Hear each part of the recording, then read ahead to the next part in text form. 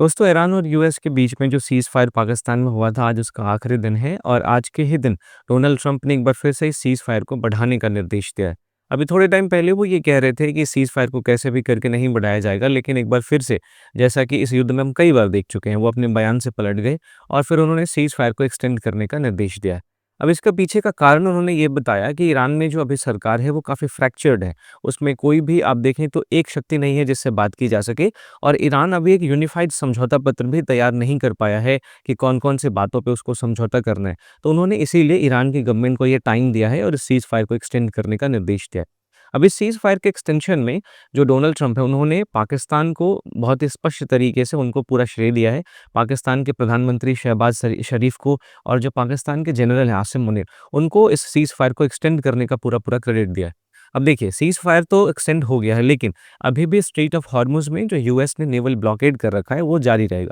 और इसी की वजह से ईरान और यूएस के बीच में जो तनाव है, अभी और ज़्यादा बढ़ गए, क्योंकि अभी थोड़े टाइम पहले मैंने आपको बताया था कि ईरान का एक जहाज़ था टूस्का। उस टूस्का जहाज़ पे जब यूएस ने आक्रमण किया, उसको अपने कब्ज़े में ले लिया, तो उसके बाद फिर जो सैन्य ठिकाने हैं, जो सैन्य जहाज़ हैं अमेरिका के, उस पर भी ईरान ने हमले किए। तो ये थोड़ा ज़्यादा और मतलब थोड़ा और भी ज़्यादा तनाव को बढ़ा रहा है। तो इस बात पे दोनों पे चर्चा होनी चाहिए और ये जो पीस का पीरियड है, ये मेरे हिसाब से काफ़ी इम्पोर्टेंट होने वाला है, क्योंकि इस पीस के पीरियड में दोनों ही देश अपने नुकसान और फ़ायदे को ढंग से देख पाएँगे और दोनों ही देश मेरे हिसाब से अब इस सीज़ फायर के एक्सटेंशन के बाद एक समझौते पर पहुँच पाएँगे और फिर आप देखें तो मिडल ईस्ट में शांति का वातावरण एक बार फिर से स्थापित हो सकेगा। अपडेट्स के लिए आप मुझे सब्सक्राइब कर सकते हैं, साथ ही साथ मुझे इंस्टा पे फॉलो भी कर सकते हैं, जिसका लिंक आपको डिस्क्रिप्शन में मिल जाएगा।